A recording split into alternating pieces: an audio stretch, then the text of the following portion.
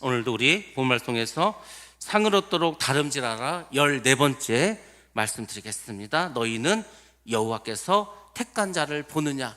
이 사울에 대해서 계속해서 지난주에서 말씀드리도록 하겠습니다. 사무엘은 사울에게 이렇게 말합니다. 네가 이제 성령을 받고 새 사람이 되면 기회를 봐서 왕으로 행하라고 그렇게 이제 말을 해줍니다. 그리고 하나님께서도 사울과 함께 하시면서 이 일을 도우십니다. 하나님은 어떤 일을 하실 때, 여러분에게 어떤 일을 하라고 명령을 하셨을 때 그냥 네가 알아서 하라 이렇게 하지 않습니다. 반드시 도울 사람을 붙여주시고 하나님께서도 친히 도와주십니다. 하나님께서 천사를 보내주시는지 환경을 만들어주셔서 우리가 그 하나님의 일을 잘 감당할 수 있도록 만들어주십니다. 그래서 사무엘이 사울에게 먼저 말을 했습니다. 또 하나 사무엘이 사울에게 말합니다. 너는 나보다 먼저 길갈로 가 있으라고 말을 합니다. 여러분들, 길갈이 어떤 곳입니까? 우리가 작년에 그 여호수아를 쭉 말씀드리지 않았습니까? 이스라엘 백성들이 광야 40년을 마쳤습니다. 그리고 요단강을 건너서 첫 번째로 들어간 곳이 길갈이라는 곳입니다.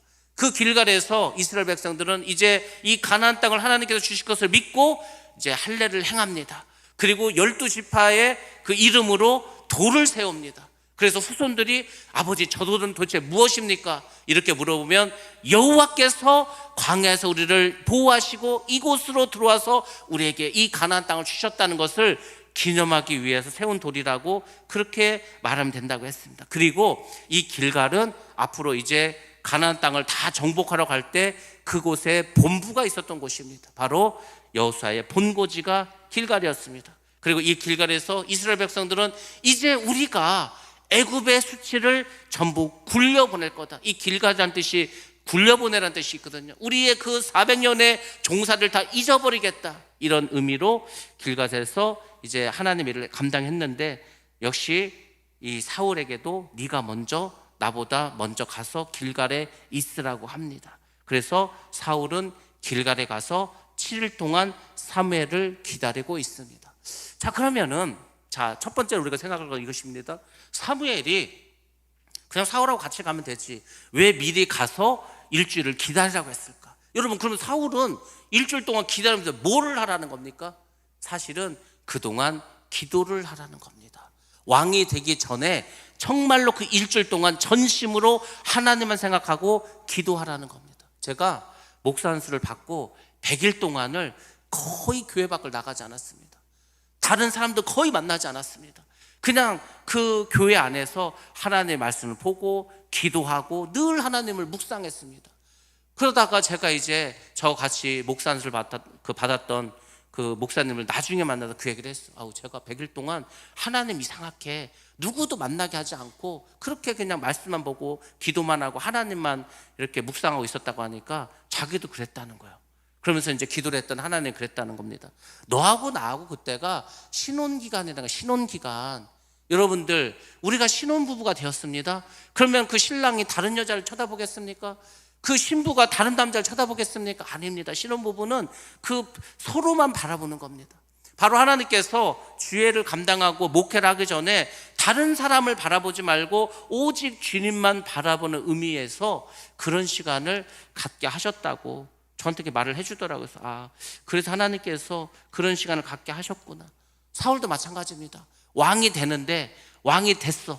그러면 왕이 되면은 뭐 사람들하고 주로 많은 시간을 보낼 거 아닙니까? 그렇지만 이 일주일의 시간 동안 하나님과 기도하면서 하나님을 묵상하면서 누구보다도 하나님 뜻을 잘 이룰 수 있도록, 주님만을 생각할 수 있도록 그런 시간을 줬다는 겁니다. 그리고 왕이 되었다고 해서 절대로 교만하지 말고 사무엘이 화목제를 드리러 올 때까지 기다리라는 겁니다. 여러분들, 제가 이제 한번 생각해 봤어요. 여러 가지 시킬 수도 있는데 왜 굳이 사울에게 일주일 동안 내가 와서 화목제물을 드릴 때까지 기다리라고 했을까? 이유가 있더라고요. 여러분들, 사울이 왕의 역할을 하다가 하나님께서 사울을 왕에서 내치기로 결정을 하십니다. 무슨 사건 때문에 그랬습니까? 무슨 사건 때문에? 이스라엘이 전쟁이 났습니다. 이스라엘은 전쟁을 하기 전에 하나님께 제사를 드려야 돼. 근데 제사장인 이 사무엘이 오질 않는 거예요. 그래갖고 사울 왕이 큰일 났습니다. 전쟁이 났는데 군인들이 자꾸 사기가 떨어져. 막 탈령을 해버려. 야, 이거 전쟁에서 지금 어떡하지? 그럼에도 불구하고 사울은 기다려야 했습니다. 근데 사울이 기다리지 못했어. 그리고 어떻게 했습니까? 왕이 직접 제사를 지냅니다. 결국은 그래서 그것을 보고 하나님께서 사울을 왕에서 내치지 않습니까? 아, 사울이 그런 사람이었구나. 기다리지 못한 사람이었구나. 믿음이 연약한 사람이었구나. 그래서 어찌 보면은 사무엘이 왕이 될 사울에게 첫 번째 줬던 미션이 바로 이거지 아니었을까? 그러니까 사울이 이때는 일주일을 잘 기다렸습니다. 근데 그때도 사실은 기다렸어야 됩니다. 여러분들, 이게 뭘 말해주는지 아십니까? 악한 마귀 사탄은 여러분의 약점을 합니다. 그 사탄은 여러분의 약점을 집중적으로 공략을 합니다. 사울은 이게 약점이었어. 기다리지 못하는 게 약점이었어. 그래서 처음부터 이 미션을 줬는데 결국 여기서 넘어지고 왕위에서 내려가지 않습니까? 그래서 여러분들이 이 기사를 보시면서 아, 그렇구나. 우리는 기다릴 줄 알아야 되구나. 인내할 줄 알아야 되구나. 끝까지 하나님을 의지하고 나가야 되는구나. 이것을 여러분들이 배우셔야 합니다.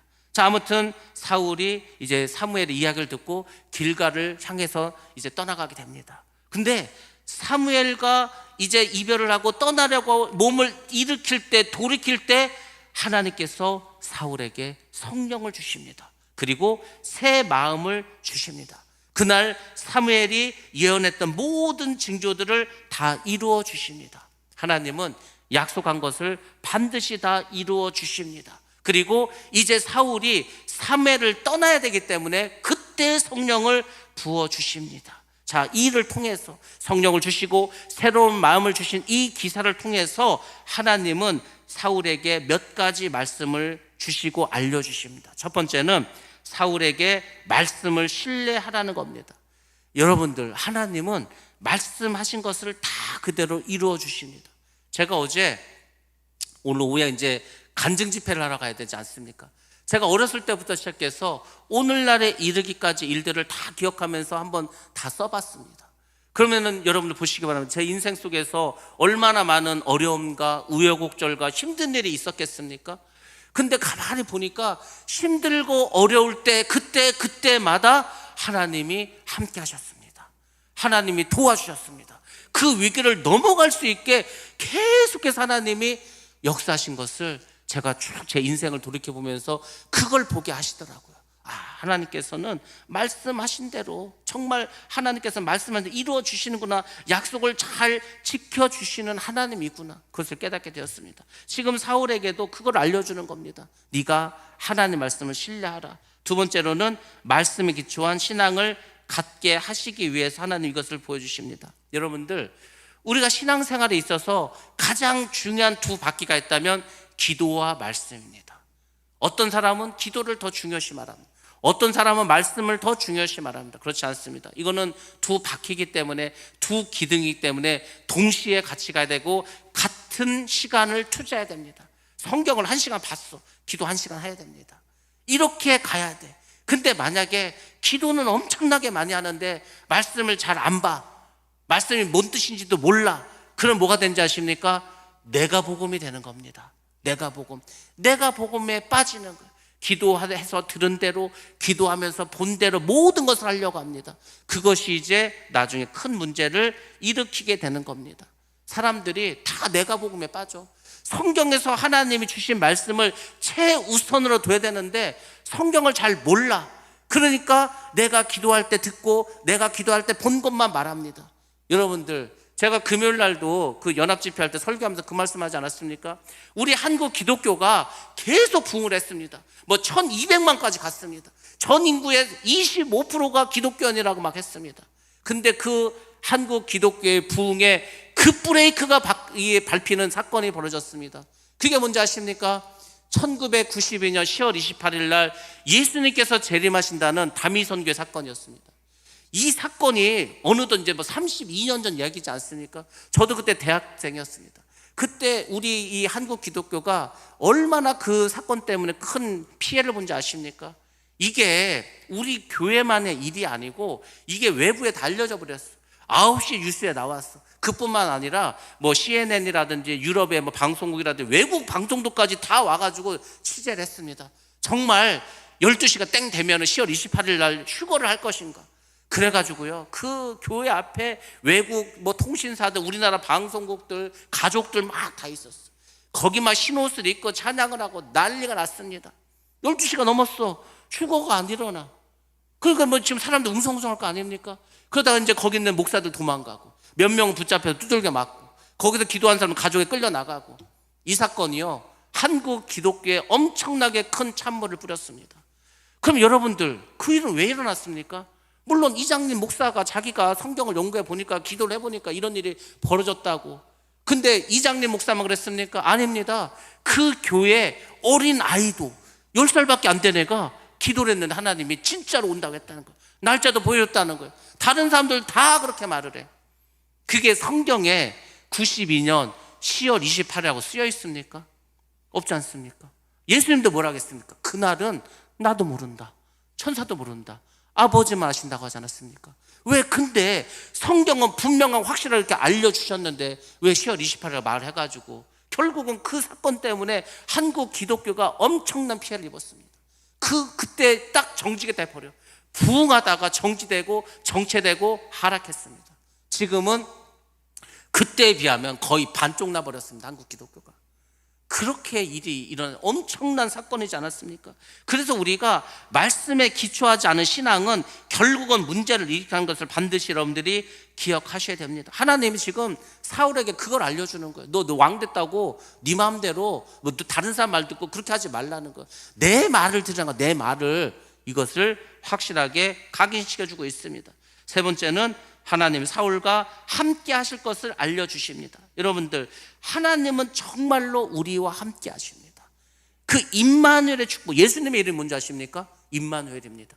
임마누엘 뜻이 뭡니까? 하나님이 너희와 함께 하신다는 거 아닙니까? 예수를 믿는 우리는 늘 하나님 우리와 함께 해주십니다. 사울에게도 함께 해주십니다. 그것을 믿으라는 겁니다. 그래서 이제 드디어 사울에게 하나님의 영이 크게 임하게 됩니다. 자, 그 다음에 이제 어떤 일들이 벌어지는가 말씀 보겠습니다. 사무엘상 10장 10절에서 12절 말씀 봅니다. 시작.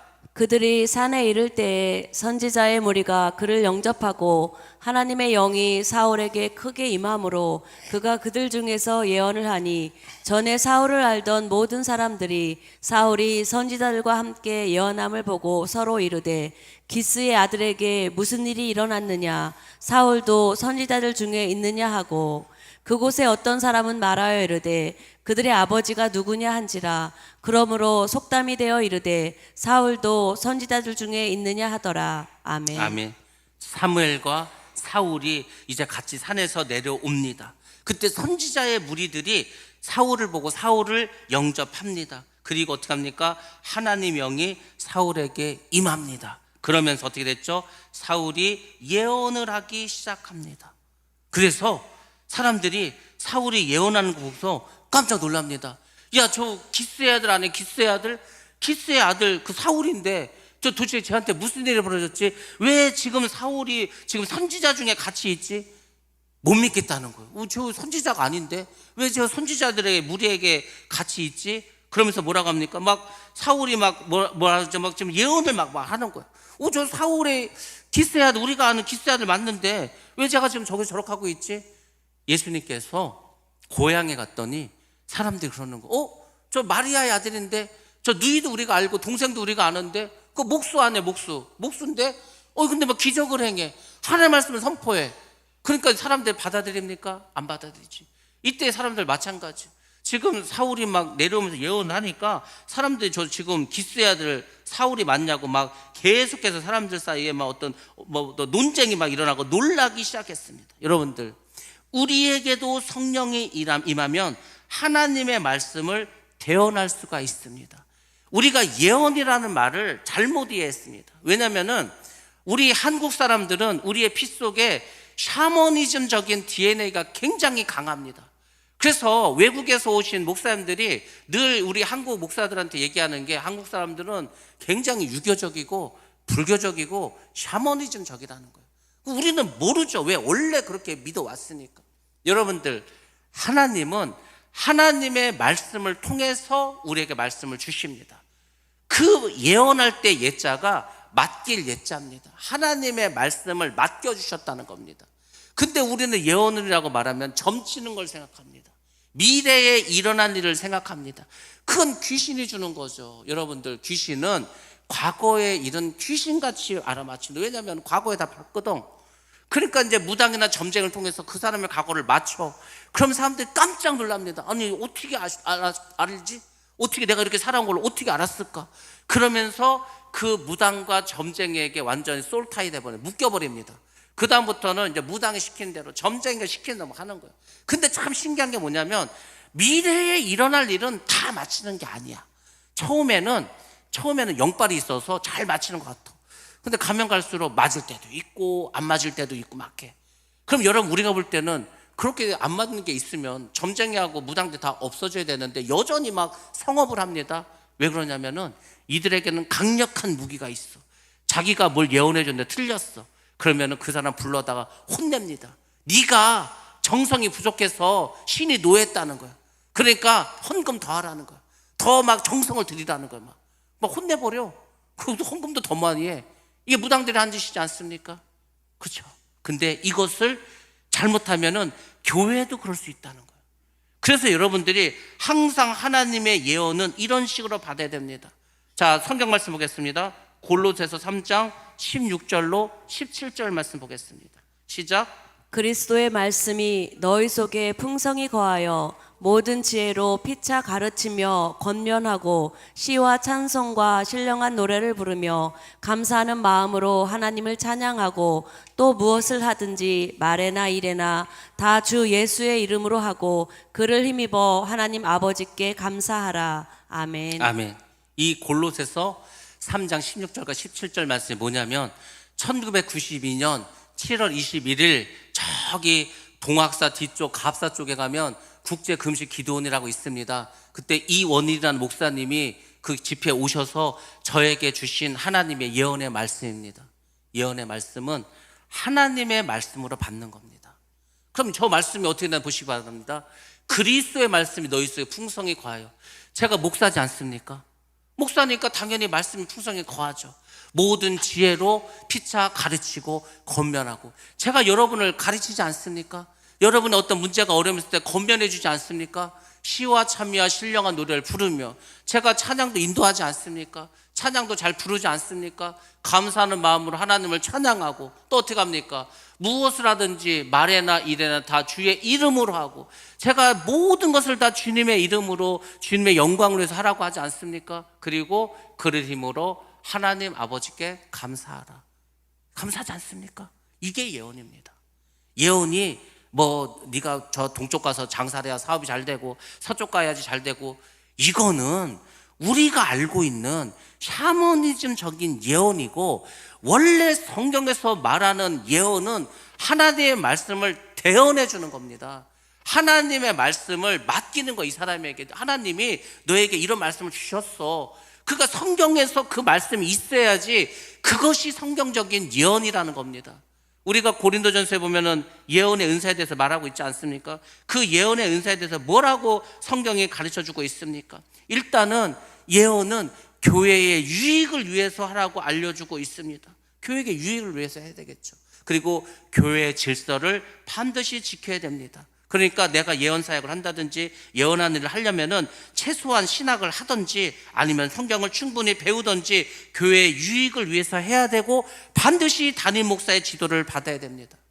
제가 대전에 있을 때 40일 금식일을 기도를 몇 번 하신 권사님이 있어. 이분은요 정말로 다 보입니다. 정말 다 보인다니까요. 이분은 정말 모든 걸 다 알고 있습니다. 그래서 한국 기독교가 그런 분들 때문에 문 닫고 쪼개지고 깨진 교회도 많어. 근데 이분은 하나님의 복을 받습니다. 왜 복을 받냐면 이분은 말을 안 해. 봤는데 들었는데 말을 안 해. 기도만 해주고 있어. 내가 기도를 했더니 저 사람 지금 믿음이 연약해졌어. 시험에 걸렸어. 그걸 하나님 알려주셨어. 그러면 그냥 그 사람으로서 기도합니다. 전혀 교회에 무리를 일으키지 않았어. 그래서 하나님께서 이분을 복을 주십니다. 큰 복을 주셨습니다. 여러분들, 하나님은 그렇게 역사하는 겁니다. 그걸 모르고 무당처럼 점쟁이처럼 막 떠벌려 버리면은요, 반드시 교회에 문제가 생길 수밖에 없다는 것을 기억하시기 바랍니다. 영적인 일은 항상 잘 기억하셔야 되는, 왠지 아십니까? 성령이 하는 것과 마귀가 하는 것이 다르진 않습니다. 똑같아. 종이 한 장 차이야. 야, 이게 도대체 성령이 하시는 거냐, 귀신이 하는 거냐, 알 길이 없습니다. 여러분 어떻게 합니까? 모르지. 그러니까 다 잘못하면 속아 넘어갈 수가 있습니다. 그래서 우리는 항상 이런 일에 대해서 조심해야 됩니다. 사울은 하나님께서 그 영을 이미 주셨고 사무엘도 미리 알려줬고 그리고 선지자들의 무리와 같이 있었기 때문에 분명하고 확실하게 하나님 주셨다는 걸 알 수가 있습니다. 또 하나님 왕으로 세워주셨고, 그렇기 때문에 우리가 이런 영적인 일들에 대해서 잘 모른다 그러면은 반드시 저하고 이야기를 하고 물어보고 그렇게 답을 찾으셔야 됩니다. 안 그러면은 뭐가 뭔지를 몰라. 여러분들, 예수님께서 말세의 징조를 말씀하시죠. 지금 말세의 징조들이 계속해서 일어나고 있습니다. 드디어 이스라엘하고 이란도 전쟁이 일어나고 뭐 하지 않습니까? 전 세계가 막 혼란스럽고 여러 가지 문제가 일어납니다. 근데 예수님이 말세의 징조를 딱 첫 번째로 하신 말씀이 뭔지 아십니까? 미혹입니다. 미혹. 야, 누가 병을 고쳤대, 죽은 사람을 살렸대, 우르르 가서 이제 합니다. 처음에는 막 하나님 말씀을 전하는 것 같아. 그리고 나중에 뒤에다가 돈 내놓으라는 거예요. 너 죽을 병을 살렸으니까 재산을 절반을 팔으라고, 1억 내놓으라고. 아, 진짜 그렇습니다. 아, 이번에 우리가 뭘 성전을 줘야 되니까 그거 저 한 3억 내놓으라고. 돈을 요구해, 돈을. 예수님께서 뭐라 하겠습니까? 거저 받았으니 거저 주라고 하지 않았습니까? 근데 반드시 잘못된 영은 뒤에서 돈을 요구하게 되어 있습니다. 그래서 여러분들이 조심하라는 겁니다. 그래서 반드시 신학을 하고 정상적으로 목산수를 받고 그럼에도 불구하고 그러면서도 항상 조심하셔야 됩니다. 저는 예언을 할 줄 몰라서 안 하는 것이 아닙니다. 저는 안 받았겠습니까? 저도 하나님 말씀하십니다. 하나님께서, 제가 그랬잖아요. 기도를 하면은 어떤 분이 떠올라. 그분에서 기도를 해줍니다. 그리고 제가 며칠 후에 그분에게 전화를 합니다. 저하고 식사 한번 하시죠. 그 얘기밖에 안 해. 밥 한번 먹자는 거예요. 밥 한번 먹자는 거는 제가 기도를 하는데 누군가에게 어려움이 있어, 무슨 문제가 생겼어. 그러니까 그 사람을 가서 권면해 주라는 그 하나님의 마음입니다. 그래서 제가 밥 먹자고 하는 거, 뭐 제가 배고파서 밥 먹자는 게 아니에요. 밥도 제가 사준다고 하지 않았습니까? 그래서 하는 겁니다. 하나님은 그렇게 역사하십니다. 여러분들이 그런 것을 잘 아셔야 합니다. 하나님은 사울에게 성령을 부어주셨습니다. 그리고 예언자들, 선지자들과 함께 예언을 합니다. 예언을 마치고 사울은 이제 산당으로 가서 하나님께 예배를 드립니다. 자, 그 다음에 이제 어떤 일이 벌어졌습니까? 14절과 16절 말씀 한번 보겠습니다. 시작. 사울의 숙부가 사울과 그의 사환에게 이르되 너희가 어디로 갔더냐? 사울이 이르되 암나기들을 찾다가 찾지 못함으로 사무엘에게 갔었나이다 하니 사울의 숙부가 이르되 청하노니 사무엘이 너희에게 이른 말을 내게 말하라 하니라. 사울이 그의 숙부에게 말하되 그가 암나기들을 찾았다고 우리에게 분명히 말하더이다 하고 사무엘이 말하던 나라의 일은 말하지 아니하니라. 아멘. 아멘. 사울이 작은 아버지를 만나. 그 작은 아버지가 말합니다. 야, 너하고 너 그 사원하고 어디 갔다 왔냐 말합니다. 그때 사울이 뭐라고 합니까? 아, 우리 집 그 암나기들이 집을 나가가지고 그 잊어버려서 찾으러 다녔는데 못 찾아가지고 우리가 사무엘에게 가서 이제 물어보고 또 그 사무엘이 나귀를 찾았다고 해서 그래서 돌아왔습니다. 이렇게 얘기를 합니다. 근데 여러분들, 지금 사울은 나귀를 찾은 게 문제가 아니야. 사울이 진짜 지금 큰 건 뭡니까? 왕으로 기름 부음 받은 거 아닙니까? 근데 그 말을 작은 아버지에게는 하지 않습니다. 여기서도 우리가 하나 기억해야 될 게 있습니다. 지도자는, 특별히 영적인 지도자는, 뭐 셀 리더들은, 뭐 장로님들은, 권사님들 다 마찬가지입니다. 교회 중직들은 말을 아껴야 된다는 겁니다. 그게 99% 가능성이 있어도 그 일이 완전히 이루어지기 전까지는 참고서 있어야 됩니다. 그리고 감정에 흔들려서도 안 됩니다. 막 큰일 났어. 큰일 날 거 없다니까. 어떤 분은 뭔 일이 생기면 큰일 났다고 막 저한테만 전하고 난리가 납니다. 그럴 거 하나도 없습니다. 또 반대로 막 좋은 일이 생겼어. 막. 근데 막 그걸 막 또 이렇게, 그럴 필요 없습니다. 그냥 차분하게 그 일을 진행시키시면 됩니다. 그래서 지도자들은 좀 묵직해야 됩니다. 든든한 자세로 있어야 되는 거. 그러니까 교회 중직들은 이 성도들의 말을 잘 들어줘야 됩니다. 잘 들어줘야 돼. 저는 여러분의 말을 잘 듣고 여러분의 문제를 해결해 줄 수 있도록 기도해 주는 게 제가 해야 될 일입니다. 그러니까 여러분들이 뭔가 좀 어려움이 있어, 힘든 일이 있어, 아니면 궁금한 게 있어, 그러면은 뭐 셀 리더가 됐던 제가 됐던 간에 말을 하시기 바랍니다. 그래서 저는 여러분들에게 비빌 언덕이 돼야 되는 거예요. 비빌 언덕. 여러분들이 힘들고 어려울 때 어디가 내가 좀 숨기도 하고, 물론 우리가 주님의 품에 가서 숨어야 되겠죠. 거기에 안기셔야 되겠죠. 근데 여러분들이 그게 힘들다면은 저에게 오셔서 얘기하면 제가 같이 숨어 드리겠습니다. 같이 주님의 그 보좌로 나아가겠습니다. 그게 제가 할 일이지 않습니까? 저는 여러분들의 비빌 언덕이 되어 드릴 겁니다. 그러니까 여러분들이 뭐 어렵고 힘들고, 꼭 굳이 어렵고 힘들 거 아니더라도 그냥 자주 차도 마시고 이야기도 하고 대화를 하시기 바랍니다. 제가 2024년 올해 대신방을 하면서 얻은 어떤 좋은 열매가 있다면은 많은 분들과 깊은 대화를 했다는 겁니다. 뭐 교회에서 뭐 이렇게 교회할 시간이 있겠습니까? 교회에서는 인사만 하면은 별 할 얘기가 없어. 그렇지만 그 신방을 통해서 많은 어떤 대화를 나누고, 또 여러분들의 입장과 여러분들의 생각을 제가 충분히 들을 수 있었다는 거. 그래서 교회에서 여러분들이 원하는 것을 이제 해주면 되겠다. 우리가 이렇게 잘 장로님들과 상의해서 이런 문제를 해결해야 되겠다. 이런 거를 많이 제가 얻게 되었습니다. 그러니까 대화를 하는 것은 굉장히 중요하다는 것을 여러분들이 반드시 기억해야 됩니다. 자, 아무튼 사울은 자기가 왕으로 기름 부음을 받았단 말을 하지 않습니다. 그럼 왜 하지 않았을까? 아마 사울 자신이 내가 아직 왕의 자격이 없다라고 생각해서 말을 안 할 수도 있고, 아니면 지도자로 왕으로 세움을 받았지만 이것을 내가 은밀하게 비밀로 좀 지켜야 되지 않을까, 이 생각을 안 할 수도 있습니다. 그러니까 여러분들이 하고 싶은 말을 다 하고 살면 안 된다는 겁니다. 그래서 왜 일이 어떻게 진행될지 모릅니다. 다 하지 말고 필요한 말만 하면서 살아가셔야 됩니다. 자, 어쨌거나 이제 사울은 왕으로 부름을 받았고 기름 부음도 받았습니다. 그러니까 이제 사람들에게 사울이 왕이 됐다는 걸 선포해 줘야 되지 않겠습니까? 그래서 사무엘이 백성들을 미스바로 다 불러드립니다. 그리고 여호와 앞에 다 모읍니다. 그리고 이스라엘 자손들에게 하나님의 말씀을 전한다. 야, 이제 사울이 왕이 됐으니까 사울을 잘 섬겨라, 이게 아닙니다.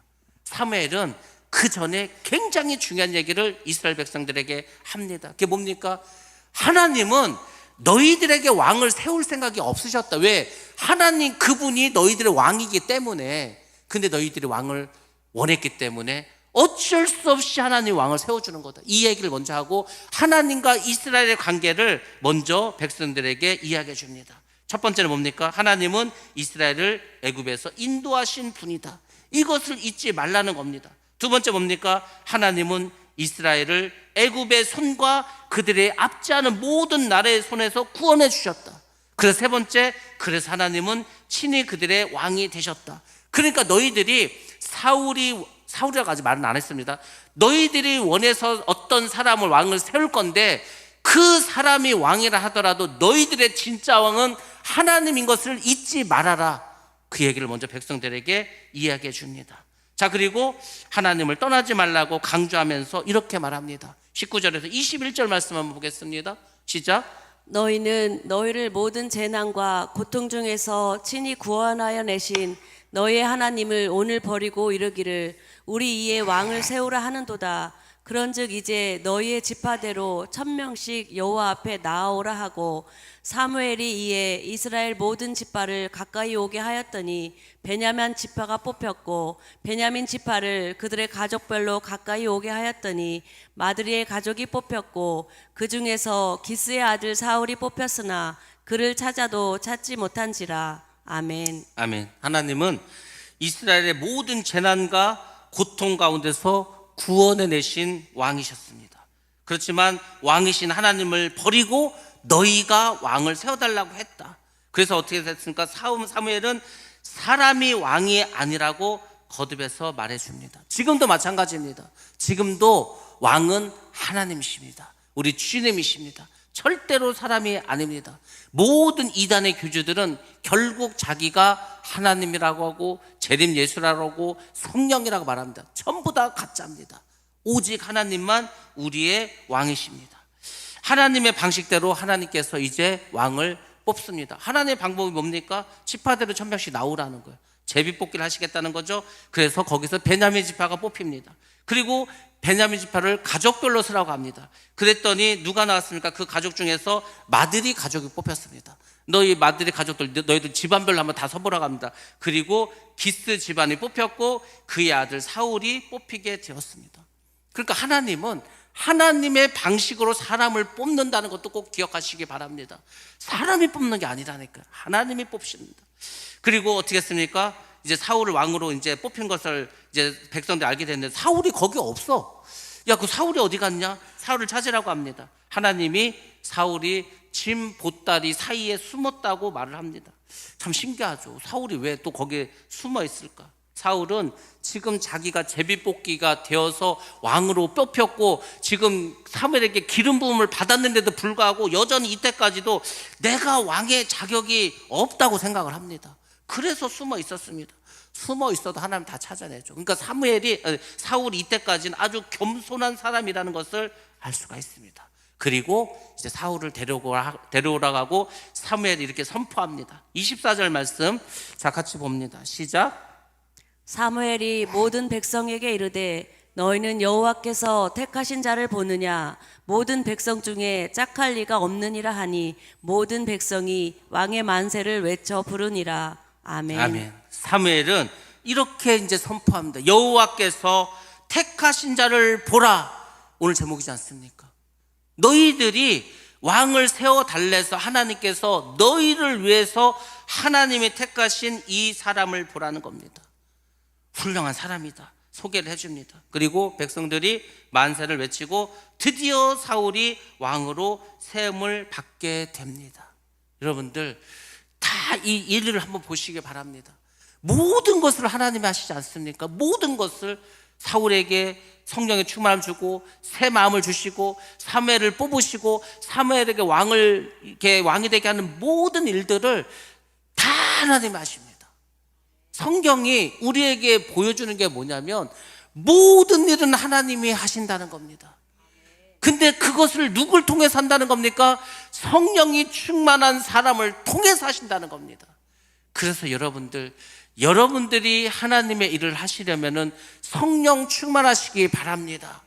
하나님의 일을 하실 거면 반드시 성령 충만하시고 모든 일은 하나님이 하신다는 것을 믿으시기 바랍니다. 그래서 우리가 기도를 하는 겁니다. 왜 기도한다고 했습니까? 하나님께 물어보려고. 하나님, 우리가 일을 어떻게 해야 됩니까? 어떻게 하시기를 원하십니까? 하나님께 물어보는 거예요. 하나님이 이제 말씀을 주시죠? 그 말씀에 순종하는 겁니다. 하나님은 이 땅에서 그것을 우리에게 계속 훈련시켜 주십니다. 왠지 아십니까? 그 사람들만 데리고 천국에서 영원토록 사시려고. 그러니까 하나님께서는 이 땅에서 다른 걸 하는 게 아니에요. 우리에게 말씀을 주시고 말씀을 순종하는 것을 계속해서 훈련시키십니다. 구약에도 그렇게 하셨고 신약에도 그렇게 하시고 마지막 때인 지금도 그렇게 하십니다. 그러니까 우리가 하나님 앞에서 겸손하게 그의 말씀대로 살아가는 거예요. 천국은 다른 사람이 가는 게 아닙니다. 예수 그리스도를 구주로 믿는 사람이 가죠. 그 믿는 사람은 반드시 하나님 말씀에 순종합니다. 어떤 사람이 나는 예수를 믿는다는 거예요. 근데 하나님 말씀을 순종하지 않아. 그 예수를 믿는 게 아니라니까요. 예수를 믿는다는 것은 그 안에 이미 하나님의 말씀에 순종한다는 것을 전제로 깔고 있는 겁니다. 근데 하나님 말씀 순종도 안 하면서 나는 하나님 믿고 예수를 믿는다. 하나님이 거기에 절대로 속지 않습니다. 그래서 우리는 하나님 앞에서 겸손하게 행하셔야 됩니다. 사울을 왕으로 세웠습니다. 사무엘이 왕의 제도를 백성들에게 말합니다. 이스라엘 백성들이 그동안 왕이 없지 않았습니까? 그래서 왕이란 무엇이고 왕은 무슨 일을 해야 되고 왕에게 어떻게 해야 되는가, 이런 모든 왕의 제도를 백성들에게 알려줍니다. 그리고 나라의 제도를 책에 기록해서 여호와 앞에 줍니다. 그리고 진정한 왕이신 하나님을 섬기도록 돕습니다. 너희가 왕을 세웠으니까 이제 나라의 조직이 생겨야 되지 않겠습니까? 당연하죠. 왕이 있으면 그 밑에 장관도 있어야 되고 그 밑에도 일하는 백부장, 천부장도 있어야 되고 다 필요하지 않습니까? 그런 조직을 세웠어. 근데 중요한 것은 그 책을 어디다 뒀다는 겁니까? 여호와 앞에 뒀다는 거예요.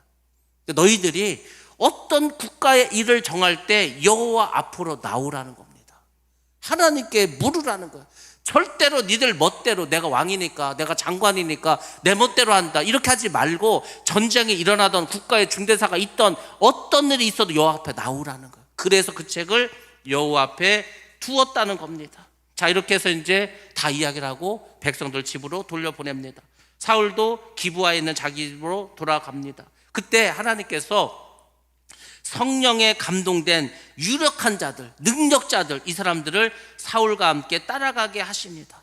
성령에 충만한 그 사람들은 하나님이 세우신 이 지도자 사울을 영접하고 또 사울을 왕으로 섬기면서 사울의 왕국을 세우는 일에 중심이 되게 하십니다. 아니, 오늘 갑자기 하나님께서 사울을 왕으로 세우시고 야, 너 왕이 됐으니까 이제 네가 알아서 해, 이게 아니고 사울이 왕국을 세워서 그 나라를 이루어 가기 위해서 성령 충만한 사람을 붙여줬다는 겁니다. 하나님 이렇게 일하신다고요.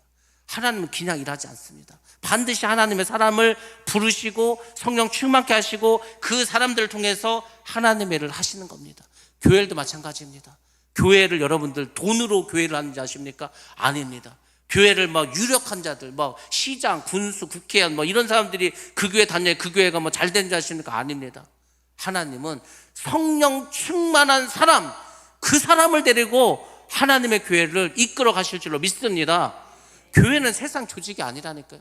교회는 세상 나라의 이런 것이 아닙니다. 하나님의 나라고 하나님이 왕이 되시고 하나님께 친히 통치하시기 때문에 하나님은 성령 충만한 사람과 일하시고 그 사람 통해서 하나님의 역사를 이루어 가실 줄로 믿습니다.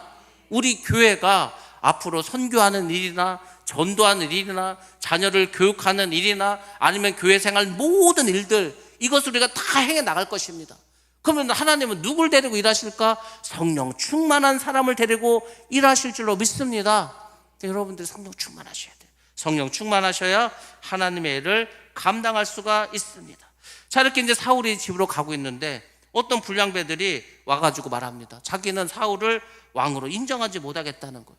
그 사울 그렇게 뭐 싸움도 못하고 별것도 아닌데 그 사울이 어떻게 블레셋과 싸움을 해서 이스라엘을 구할 수 있겠냐고 비웃습니다. 자, 이들은 왕에게 예물을 드리지 않겠다고도 말을 합니다. 왜 그럽니까? 자기들이 볼 때는 사울이 베냐민 지파예요. 베냐민 지파는요 아주 작은 지파야. 힘도 없어.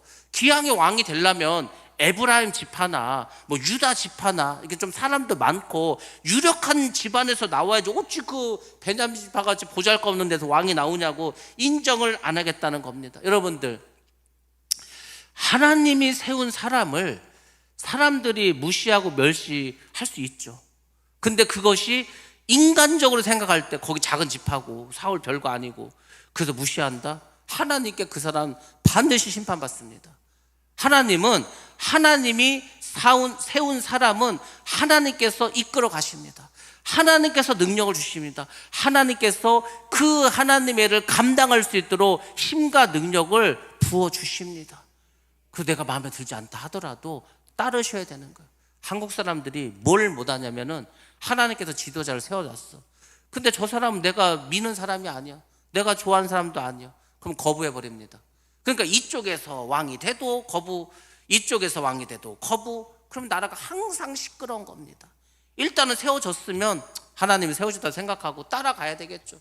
그게 잘못되면은 바꾸면 되지 않습니까? 우리나라 민주주의 국가인데 여러분들, 나란 일도 그렇게 하나님이 다 이 세상의 모든 왕과 모든 지도자들은 하나님께서 세우시고 하나님께서 뭐 의의 병기를 사용할 수도 있고 또 불의의 병기를 사용할 수도 있는 거, 그거는 하나님의 섭리지 않습니까? 그러니까 우리는 그냥 따라가는 거예요. 따라가고 하나님께서 좋은 의의 병기를 세워달라고 기도하시면 되는 겁니다. 하나님이 세운 자를 함부로 사람이 내려서도 안 됩니다. 그것을 여러분들이 반드시 기억하시고 우리가 신앙생활을 잘 하셔야 됩니다. 자, 이렇게 사울에게 대적한 자가 있었는데 사울은 그들과 싸우지 않고 잠잠합니다. 그것은 사울이 겸손했다는 것을 보여주고 있습니다. 그들의 말을 듣고 그들이 반대할 때, 자기를 반대하는데도 화를 내지 않습니다. 여러분들, 이것을 우리 성도들 잘 기억해야 됩니다. 나와 반대편에 사람이 있죠. 교회 안에도 있습니다. 이 세상의 모든 조직 속에서는 인간이 살아가는 그곳에는 두 사람만 있으면 나를 대적하는 사람이 있습니다. 그럼 여러분들, 그 반대편을 끌어안을 수 있어야 됩니다. 그래야 하나가 될 수 있습니다. 이스라엘이 12지파인데 그 12지파들이 어떻게 한 마음으로 움직이겠습니까? 그럼에도 불구하고 지도자는 그 모든 것을 하나로 만들 수가 있어야 됩니다. 지도자는 옛날의 감정으로 시시콜콜한 것에 대해서 그것에 대해서 복수하려고 해서도 안 됩니다. 복수하라는 마음을 가질 필요도 없어요. 왜? 하나님이 알아서 하시기 때문에 우리는 기도만 하면 된다는 겁니다. 마음에 안 좋은 것도 다 덮고 끌어안을 수 있어야 됩니다. 그래서 지도자는 무엇보다도 넓은 마음을 가지고 있어야 됩니다. 그리고 지도자는 미래를 볼 수 있는 눈도 가져야 됩니다. 그리고 지도자는 사람을 품을 수가 있어야 합니다. 아니, 사람은요, 내 자식도 나하고 뜻이 다를 수 있다니까요. 내 자식도 나랑 뜻이 다른데 그 누가 나의 뜻과 같겠습니까? 그 뜻이 다른 사람을 설득할 수 있어야지 지도자입니다. 지도자는 개인적인 감정을 버리고 바다와 같은 넓은 마음으로 이해하고 용서하는 마음을 가져야 합니다. 그리고 어려움 속에서도 낙심, 절망하지 않고 하나님을 바라볼 수 있는 그 믿음을 가져야 됩니다. 하나님께서 사울을 왕으로 세우시고 오늘 우리에게 주신 메시지가 바로 이런 것들입니다. 너희가 성령 충만해야 하나님의 일을 할 수 있다. 하나님의 일을 하는 자는 반드시 나를 대적하고 적대하는 사람도 품을 수 있는 마음을 가져라. 그리고 모든 것은 하나님 하심으로 우리는 믿음으로 순종하며 나아가면 된다. 오늘 우리에게 주신 이 말씀들을 잘 기억하시고 여러분들 정말 말씀에 순종하셔서 하나님께 귀하게 쓰임받을 수 있는 주님의 귀한 종이 다 되시기를 주님의 이름으로 축원합니다. 기도하겠습니다.